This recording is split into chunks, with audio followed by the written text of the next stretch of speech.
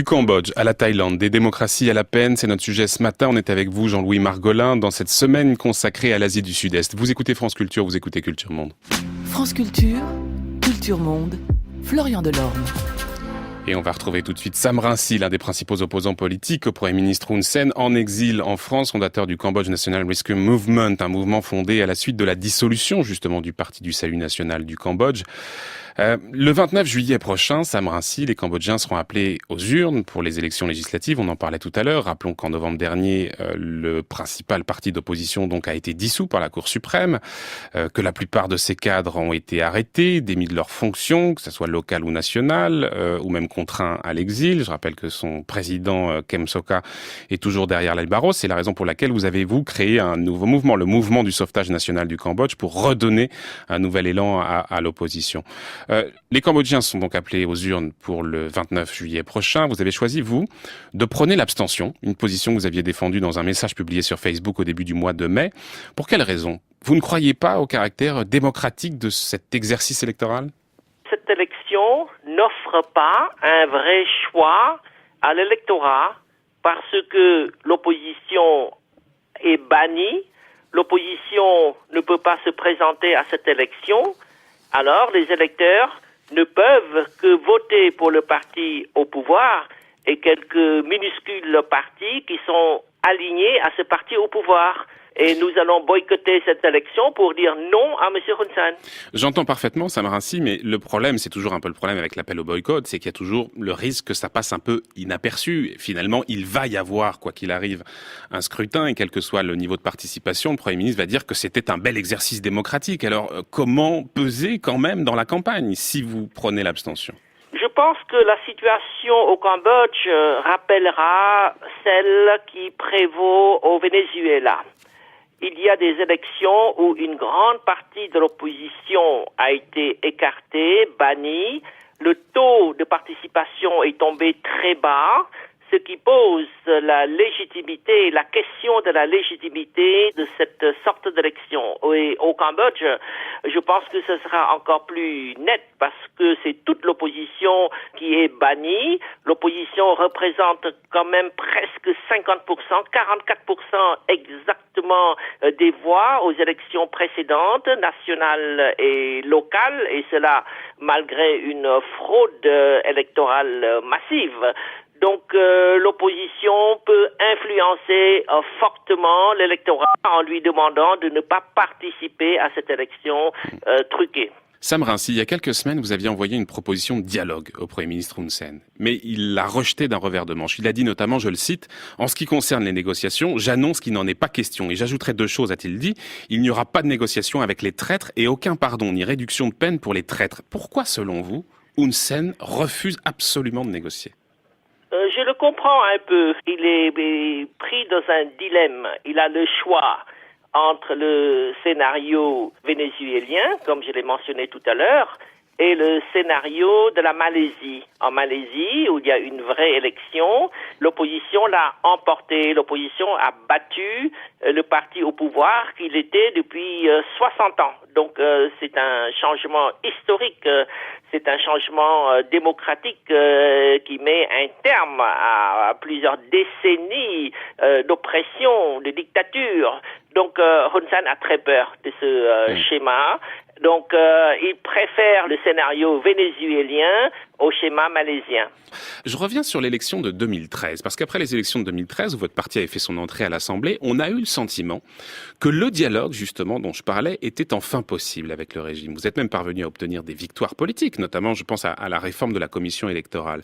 Et puis, assez vite, le conflit politique avec Hun Sen a repris le dessus, à tel point que votre parti a été finalement dissous et que vos députés ont été balayés, exfiltrés de l'Assemblée nationale. Qu'est-ce qui s'est passé ? Pourquoi ces avancées ont été stoppées ? Je pense qu'il y a eu un choc de culture. Nous n'avons pas la même conception du dialogue. Pour Hun Sen, le dialogue, c'est l'intimidation ou bien que je me vende à lui. Mais que des interlocuteurs discutent sur un pied d'égalité avec chacun restant fidèle à ses principes, là, il peut pas le concevoir. Donc, quand il s'est rendu compte que je me laisse pas acheter ni m'intimider, alors il m'a claqué la porte. C'est l'exil, c'est la prison et c'est même l'assassinat pour beaucoup de militants du parti. Alors évidemment, pour essayer de répondre à cette crise politique, vous comptez sur les soutiens étrangers pour mettre la pression sur le régime de Hun Sen. D'ailleurs, les États-Unis et l'Europe ont déjà assez clairement condamné cette répression que vous décriviez. Mais jusqu'ici, les effets sont relativement modestes. Qu'est-ce qu'il faudrait, qu'est-ce que vous attendez de la part de Washington, de Bruxelles, mais aussi peut-être de Paris, pour mettre la pression sur le régime de Hun Sen? Le mot-clé est la légitimité. Aucun gouvernement au Cambodge ne peut survivre sans légitimité. Le Cambodge dépend trop de ses relations avec le reste du monde en termes d'aide, d'assistance, d'investissement, de marché, etc. Donc l'Europe et les États-Unis, le monde libre, l'Occident, a un rôle déterminant à jouer en conditionnant la légitimité à l'organisation d'élections véritables. Mais comme ces élections ne seront qu'une farce électorale, l'Occident est en mesure de refuser de reconnaître cette élection et de reconnaître tout gouvernement issu de ce type d'élection. Ce n'est pas la Chine qui va donner la légitimité au régime de Hun Sen et c'est pas la Chine qui va remplacer toute l'aide que le Cambodge reçoit du reste du monde. Ce n'est pas la Chine qui va ouvrir ses marchés aux produits, notamment l'habillement exporté du Cambodge. C'est l'Occident qui représente presque 100% des marchés commerciaux vitaux pour l'économie du Cambodge. Donc on verra après ces élections que Hun Sen ne peut pas tenir, que ne peut pas résister à la pression internationale, notamment la pression occidentale, pour qu'il revienne sur le chemin de la démocratie. Mais concrètement, vous voulez qu'il y ait davantage de sanctions économiques? Qu'il y ait au moins des menaces et au moins des condamnations. Il y a eu des condamnations. Ce n'est pas assez, mais il faut tirer les conséquences. Par exemple, l'économie cambodgienne est virtuellement en faillite. La balance commerciale subit un déficit croissant et insoutenable. Pour compenser ce déficit de la balance commerciale, le régime de Hun Sen doit emprunter massivement de l'argent pour des montants de plus en plus importants, notamment de la Banque mondiale, de la Banque asiatique de développement.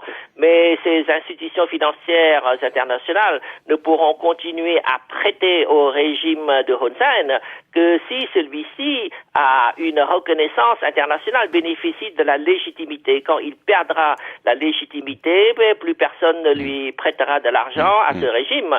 Et comme toute dictature, ce régime croulera pour des raisons économiques.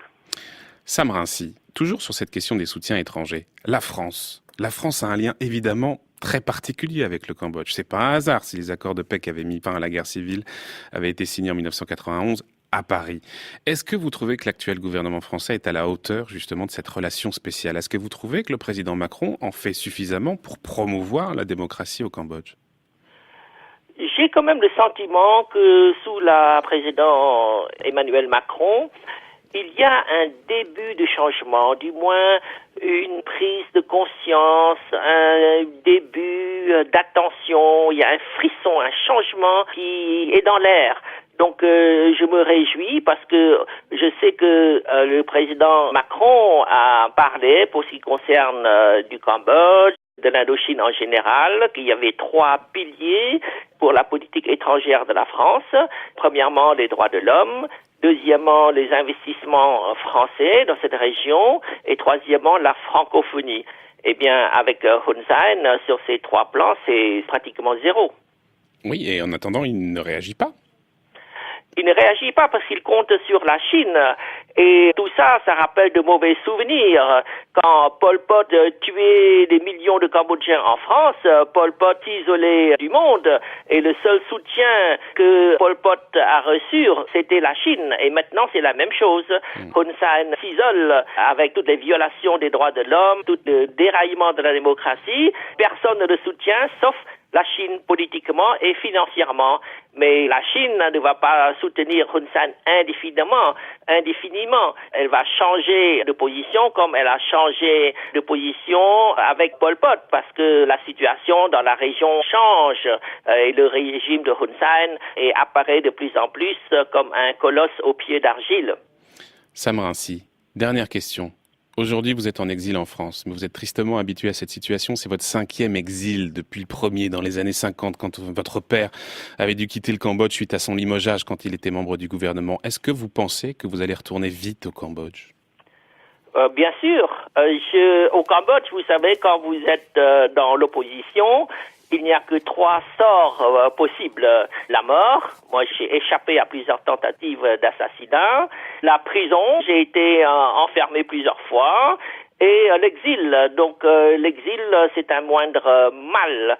Mais l'exemple de la lutte pour la liberté et pour l'indépendance nationale montre que des dirigeants patriotes sont souvent obligés à l'exil.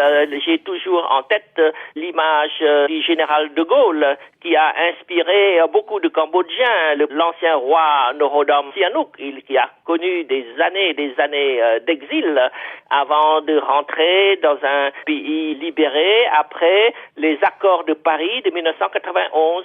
Maintenant, en 2018, je me retrouve dans une situation similaire à celle de l'ancien roi Norodom Sihanouk. Mais je pense que la démocratie finira par triompher.